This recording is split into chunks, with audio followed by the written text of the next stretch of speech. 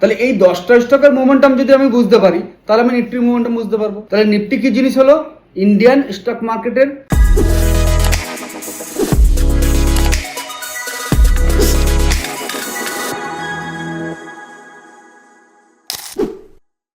What is Nifty.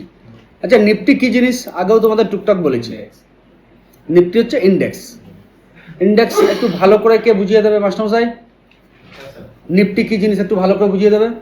Nifty হচ্ছে Indian মার্কেটের যে সেরা 50টা কোম্পানি যারা ট্রেড করছে তাদের সারাদিনের ওঠাপড়াটাকে বা একটা লিমিটেড সময়ের ওঠাপড়াটাকে অ্যাভারেজ করে নিফটির উপরে ইন্ডেক্সটা তৈরি হচ্ছে।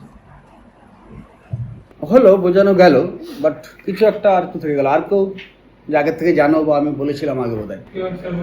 হ্যাঁ কিছু স্টকের সমষ্টিগতভাবে হ্যাঁ প্রাইস মূল্য ওঠানামাকে একসাথে প্রাইস মূল্য ওঠানামা একসাথে দেখা কি ইন্ডেক্স। ইন্ডেক্স, এটা তো ইন্ডেক্স। আপনি বলেছিলেন নিফটি, তাই তো?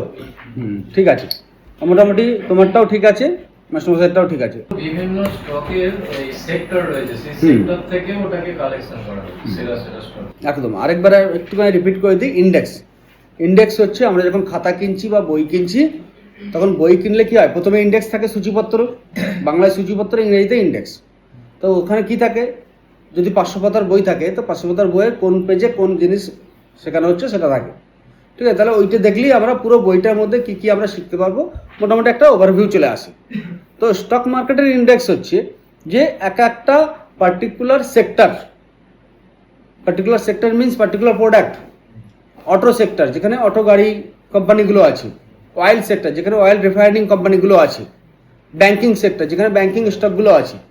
তো এই পার্টিকুলার স্টকগুলোর একটা ইন্ডেক্স তৈরি করা, মানে ওখানে ধরো টোটাল স্টক আছে 30টা, টোটাল ব্যাংক আছে আমার 30টা, তার মধ্যে রেপুটেড এবং ভালো 15টা ব্যাংকে বেছে নেওয়া হলো, ঠিক আছে?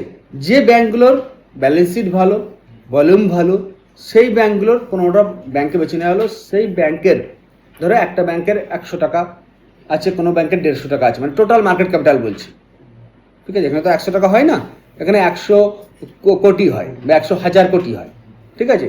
তো সাপোজ ইন্ডেক্স তৈরি করার ব্যাপারটা বলছি, যে কোনো স্টকের 100 টাকা আছে, কোনো স্টকের 150 টাকা আছে, কোনো স্টকের 200 টাকা আছে, কোনো স্টকে 50 টাকা আছে, স্টকগুলোর মেন মার্কেট ক্যাপিটাল।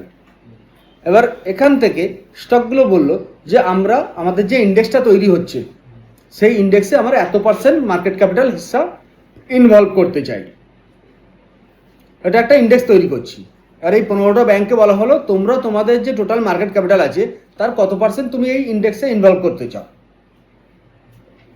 ওকে, তো কেউ বললো যে আমার 100 টাকা থাকলে কি হবে, আমি 70 টাকা এখানে ইনভলভ করতে চাই। কেউ বললো আমার 150 টাকা টোটাল মার্কেট ক্যাপিটাল আছে, আমি 150 টাকা ইনভলভ করতে চাই, ঠিক আছে? ওখানেও একটা পার্সেন্টেজ রেশিও আছে অ্যাজ পার সেবি রেগুলেশন, ঠিক আছে? তো এই যে ইন্ডেক্সটার মধ্যে এই 15টা ব্যাংকের অল্প অল্প অল্প অল্প অংশ নিয়ে এটা এই যে ইন্ডেক্সটা এটা 100% হলো। এখানে কিন্তু প্রত্যেকটা ব্যাংক কি যত যত দিয়েছে সেটাকে একটা রেশিও ক্যালকুলেশন করে 100% রেশিও করা হবে।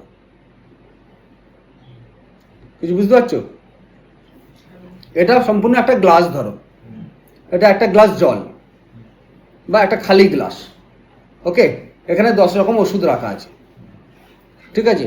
বললো প্রত্যেক রকম ওষুধ অল্প অল্প করে মিশিয়ে, ঠিক আছে, অল্প অল্প মিশিয়ে এই পুরো গ্লাসটাকে ভরতে হবে। তাহলে কোনো ওষুধের 10 ml দিলে, কোনো ওষুধের 50 ml দিলে, কোনো ওষুধের 30 ml দিলে, দিয়ে এইটা করলে তোমরা যেহেতু ফার্মা সেক্টরে তোমরা যদি ওষুধের দোকান টোকান করো সেই জন্য তোমাদের বোঝানোর জন্য ওষুধের এক্সাম্পলটা নিলাম, ওকে? নিয়ে এবার তোমরা জানছো যে কোন ওষুধের কতটা লিকুইড আমরা দিয়েছি। যে ওষুধের বেশি লিকুইডটা দিয়েছি তার অ্যাকশনটা তো বেশি হবে এতে, না? তো এখানে হচ্ছে যে ওই লিকুইডটা কোন লিকুইডটার কত পরিমাণ দিয়েছি তার স্বাদটা বা তার টেস্টটা বেশি লাগবে। তো এই ইন্ডেক্সটাও ঠিক সেই রকম, যে একটা ব্যাংকিং ইন্ডেক্স বা নিফটি 50, যদি আমি এখন এক্সাম্পলের জন্য ব্যাংকিং ইন্ডেক্সটাকে মনে করি, তো ব্যাংকিং ইন্ডেক্সের মধ্যে কার ওয়েটেজ সব থেকে বেশি, মানে কে ওয়েটেজ মানে কি, এখানে কে তার নিজের মার্কেট ক্যাপিটালের বেশি অংশ এখানে দিয়েছে। তাহলে এইচডিএফসি ব্যাংক তার নিজের মার্কেট ক্যাপিটালের বেশি অংশটা এখানে দিয়েছে। তো এই এইচডিএফসি ব্যাংকের 7টা বেশি লাগবে, তাই তো? আর 7টা বেশি লাগা মানে কি, এইচডিএফসি ব্যাংক যেদিকে মুভ করবে এই ইন্ডেক্সটা সেদিকে মুভ করবে। তাহলে ইন্ডেক্স কি হলো এবং কিভাবে গঠন হলো কিছুটা মাথায় ঢুকলো?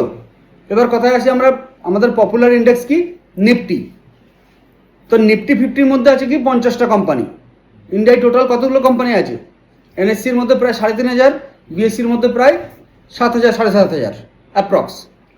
তো এই 3500-এর মধ্যে রেপুটেড 50টা স্টককে এর মধ্যে রাখা হয়েছে। এই 50টা স্টকের আবার 10টা এমন স্টক আছে যে 10টা স্টক পুরো 50% মার্কেট ক্যাপিটাল ভরে আছে, যেটা কালকে দেখালাম ক্লাসে নিফটি ওয়েটেজের। তাহলে এই 10টা স্টকের মোমেন্টাম যদি আমি বুঝতে পারি তাহলে আমি নিফটির মোমেন্টাম বুঝতে পারবো। তাহলে নিফটি কি জিনিস হলো? ইন্ডিয়ান স্টক মার্কেটের সূচকাঙ্ক। ওকে, যে সূচকাঙ্কের মোমেন্টাম ডিপেন্ড করে ইন্ডিয়ান স্টকগুলোর মোমেন্টামের ওপরে, এবং ইন্ডিয়ান টোটাল স্টকের মধ্যে কিছু রেপুটেড স্টক যেগুলো খুব হাই, মানে হাই মার্কেট ক্যাপিটাল স্টক বা হাই রেপুটেড স্টক, সেই স্টকগুলোকে নিয়ে ইন্ডেক্স তৈরি হয়েছে। তো এই স্টকগুলোর মোমেন্টাম যেদিকে আছে আমরা ইন্ডিয়ান স্টক মার্কেটের মোমেন্টাম সেদিকেই মনে করি, এবং এই ইন্ডেক্সের মাধ্যম দিয়ে নিফটি 50-র মাধ্যম দিয়ে সেটাকে বোঝানো হয়। ওকে, চলো নেক্সট কোশ্চেন।